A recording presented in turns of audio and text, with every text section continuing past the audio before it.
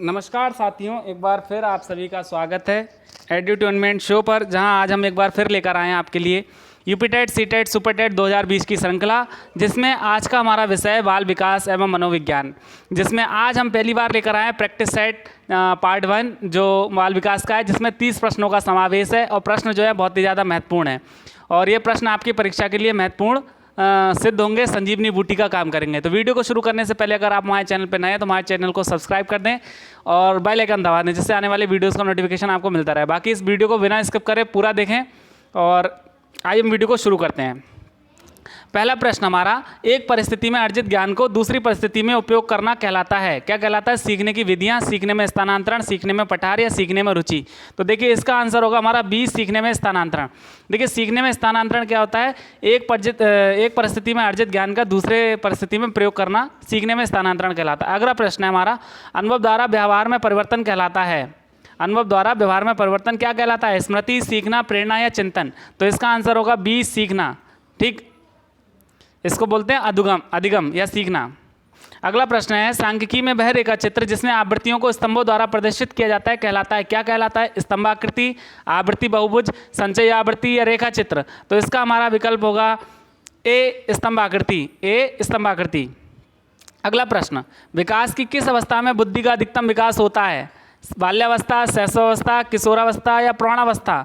तो इसका विकल्प होगा हमारा सी, किशोरावस्था। सी, किशोरावस्था।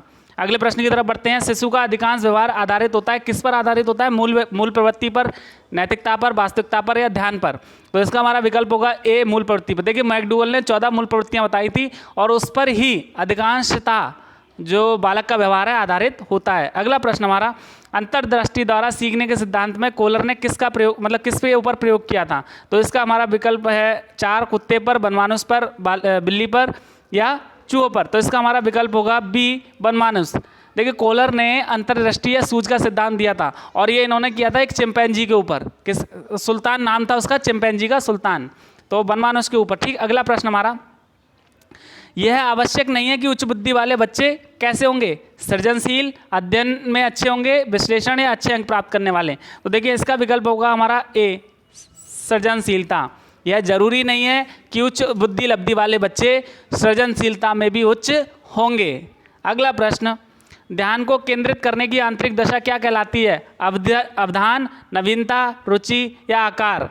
तो इसका हमारा विकल्प होगा सी, रुचि। देखिए ध्यान को केंद्रित करने के लिए सबसे जो मेन चीज़ है रुचि। अगर आपकी किसी चीज़ में रुचि नहीं होगी तो आप ध्यान बिल्कुल केंद्रित नहीं कर सकते। अगला प्रश्न,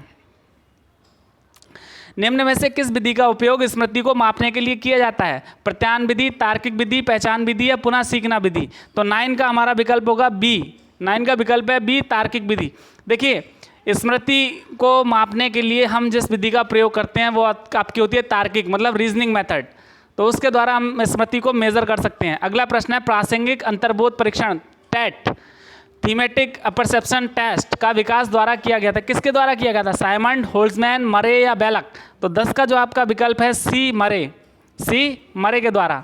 अगला प्रश्न, मनोविज्ञान का शिक्षा के क्षेत्र में सबसे बड़ा योगदान है, किस क्षेत्र में? विषय केंद्रित शिक्षा, शिक्षक केंद्रित शिक्षा, क्रिया केंद्रित शिक्षा या बाल केंद्रित शिक्षा। तो 11 का विकल्प होना चाहिए डी, बाल केंद्रित शिक्षा। डी, बाल केंद्रित शिक्षा।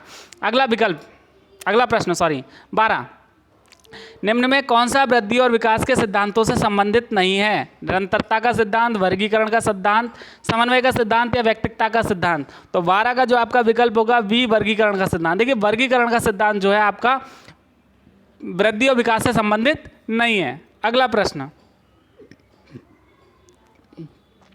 कक्षा शिक्षण में पाठ प्रस्तावना सोपान सीखने के किस नियम पर आधारित होता है? प्रभाव का नियम, सादृश्यता का नियम, तत्परता का नियम या साहचर्य का नियम। तो 13 का जो आपका विकल्प होगा सी, तत्परता का नियम। सी, तत्परता का नियम। देखिए पाठ प्रस्तावना सोपान सीखने का जो नियम है वो आपका तत्परता के नियम पर आधारित है कि बच्चा उस चीज़ को सीखने के लिए कितना तत्पर है।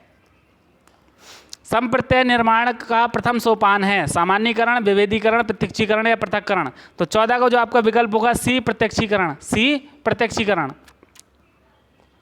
अगला प्रश्न, प्रेक्षणात्मक अधिगम संप्रत्यय किसके द्वारा दिया गया? टॉलमैन, बेंडूरा, थॉर्नडाइक या कॉलर। थॉर्नमैन, बेंडूरा, थॉर्नडाइक या कॉलर? तो देखिए 15 का आपका है बी, बेंडूरा। अल्बर्ट बेंडूरा ने दिया था प्रेक्षणात्मक अधिगम संप्रत्यय का सिद्धांत। अगला, अधिगम में किसने प्रभाव का नियम दिया था? पावलोव, स्किनर, वाटसन या थॉर्नडाइक?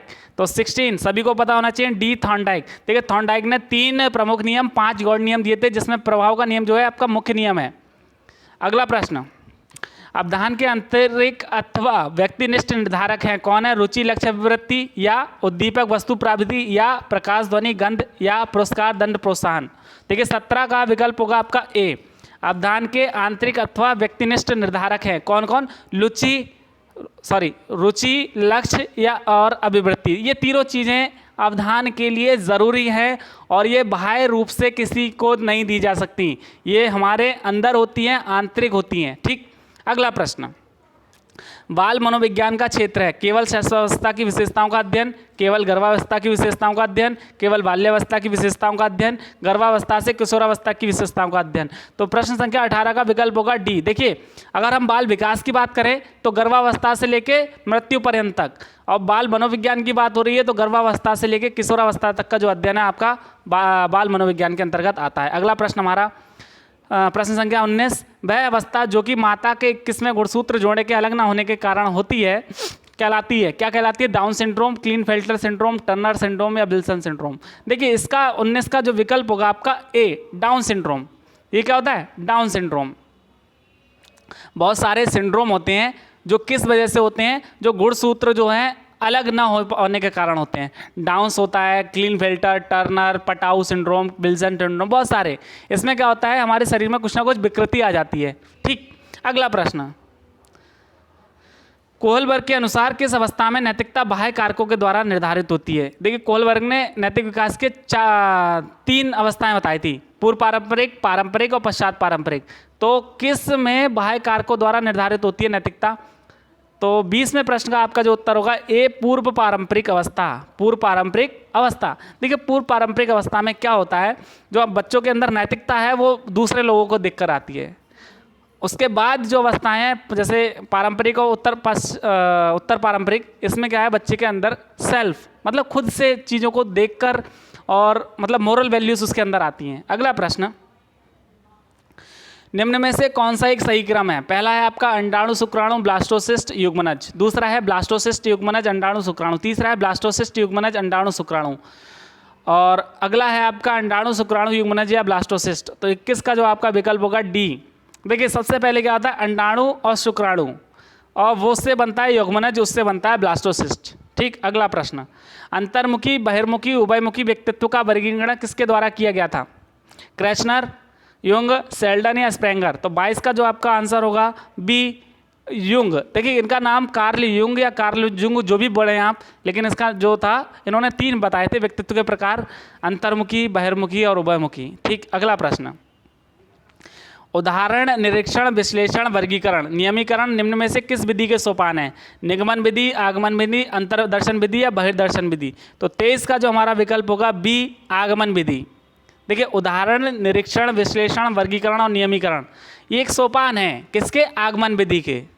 अगला है, फ्राइड के अनुसार हमारे मूल्यों का आंतरिकीकरण में किस में होता है? इदम, अहम, पराहम और परिस्थितियाँ। तो 24 का जो प्रश्न है उसका आंसर होगा सी, पराहम। देखिए फ्राइड ने 3 अवस्थाएं बताई थी मन की, इदम, अहम, पराहम, इड, ईगो, सुपर ईगो। तो इसमें सुपर ईगो में क्या होता है? मूल्यों का आंतरिकीकरण होता है। अगला प्रश्न, व्यवहारवादी, किस व्यवहारवादी ने कहा मुझे नवजात शिशु दे दो, मैं उसे वकील, चोर या जो आप चाहो बना सकता हूँ? Freeman, Newman, Watson, Holzinger? तो देखिए ये प्रश्न बहुत बार पूछा गया है और ये सभी को आना चाहिए। तो ये जो कथन कहा था वॉटसन ने कहा था, वॉटसन ने कहा था कि आप मुझे एक बच्चा दे दो और आप जो कहोगे मैं उसे डॉक्टर, चोर, इंजीनियर, वैज्ञानिक कुछ भी बना सकता हूँ। तो इसका आंसर होगा हमारा सी, वॉटसन। सी, वॉटसन। अगला प्रश्न है, ध्यान आकर्षित होने में किसकी भूमिका प्रमुख होती है? उद्दीपन की तीव्रता, उद्दीपन की उपादेयता, उद्दीपन की विश्वसनीयता, उद्दीपन की सक्रियता? तो प्रश्न संख्या 26 का हमारा है ए, उद्दीपन की तीव्रता। देखिए ध्यान को आकर्षित करने के लिए सबसे मेन चीज़ है जो स्टिमुलस होता है उसकी intensity. The intensity of stimulus play very important role to attract ध्यान। ठीक, अगला प्रश्न, अटेंशन, सॉरी। छात्र में रुचि उत्पन्न करने की कला है, क्या है वो कला? शिक्षण, सहानुभूति, समदृष्टि या प्रेरणा? तो प्रश्न संख्या 27 का आपका उत्तर होगा डी, प्रेरणा। देखिए प्रेरणा जो है छात्रों में रुचि उत्पन्न करने की कला है, और जिस चीज के द्वारा हम प्रेरणा उत्पन्न करते हैं वो कहलाता है आपका प्रेरक।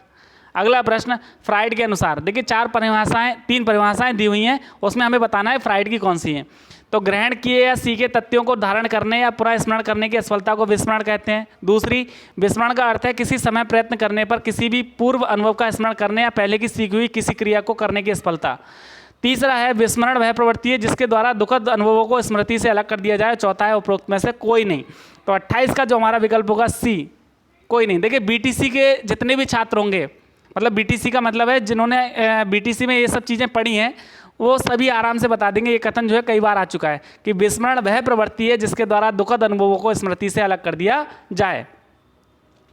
एसओआर किसके द्वारा प्रस्तावित किया गया? प्रश्न संख्या 29, वाटसन, कोफका, कोहलर या गेस्टाल्ट वादी। तो 29 का हमारा विकल्प है ए, वाटसन। देखिए एसओआर थ्योरी दी थी वाटसन ने, तो ये वाटसन के द्वारा प्रतिपादित की गई थी। वह मापनी जिसमें अंतराल मापनी के समस्त गुण के साथ शून्य भी हो कहलाती है। नामित मापनी, क्रम सूचक मापनी, अंतराल मापनी, अनुपात मापनी। 30, तो 30 का हमारा विकल्प होगा डी, अनुपात मापनी। देखिए अनुपात मापनी में क्या होता है, समान अंतराल के कॉलम बने होते हैं जिसकी शुरुआत होती है 0 से। तो ये हमारा अंतिम प्रश्न था। वीडियो हमारी समाप्त होती है। आशा करते हैं आपको वीडियो अच्छी लगेगी और आपके काम आएगी। इस वीडियो को बिना स्किप करे पूरा देखें और मिलते हैं अगली वीडियो में। तब तक के लिए नमस्कार। Thank you for watching our video. Thank you very much.